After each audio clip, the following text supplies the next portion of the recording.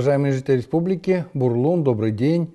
Сегодня я хочу рассказать вам о поддержке проектов социально ориентированных некоммерческих организаций республики. И сразу с хорошей новости. В этом году Федеральный центр возобновляет практику субсидирования расходов регионов на поддержку социально ориентированных НКО. Надо сказать, что такая поддержка не оказывалась с 2016 года именно Федеральным центром. И теперь полномочия по предоставлению субсидий регионам переданы Фонду президентских грантов. Я уже дал поручение Министерству экономического развития и промышленности Республики Коми до 15 февраля 2021 года подготовить и подать заявку, направив ее в адрес Фонда президентских грантов. Это позволит нам значительно увеличить общий объем средств, который в этом году будет на конкурсной основе направлен НКО.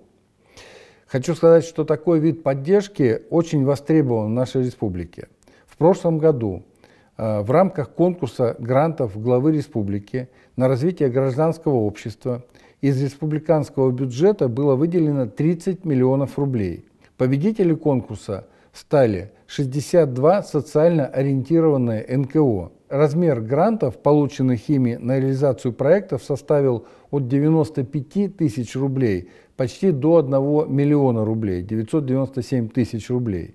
Конкурс стал в какой-то степени даже уникальным. Впервые была охвачена вся территория Республики Коми. Поступили заявки из 20 муниципалитетов и поступило больше в 2 раза, чем в 2019 году.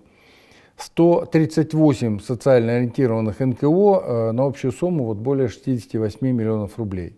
Выделенные средства направлены на благоустройство улиц и скверов, реализацию образовательных проектов, установку спортивных комплексов, а также на поддержку семьи, материнства, отцовства и детства, социальную защиту граждан, патриотическое воспитание молодежи.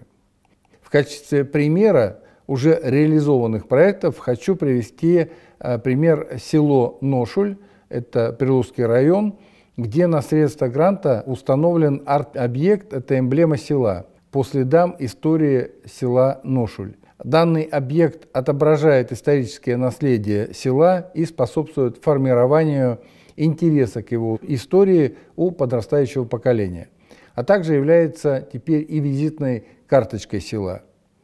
В селе Йортом Ударского района отреставрирован возведенный в 1976 году мемориал памяти героев Великой Отечественной войны. Установлены мемориальные плиты с именами героев, уроженцев села, благоустроена территория возле памятника. В Сыктывкаре обновлена и пополнена новыми образцами экспозиция музейно-выставочного комплекса «Солдаты моей Родины». Хочу отметить, что в этом году прием документов на участие в конкурсе будет открыт во 2-м квартале, и сумма финансирования составит 25,5 миллионов рублей. Но с учетом открывшихся возможностей, о которых я сказал ранее, в рамках федеральной поддержки, мы сможем сделать, конечно же, намного больше. Уважаемые жители республики, это все, о чем я хотел рассказать вам сегодня. Будьте здоровы, берегите друг друга. До следующей встречи.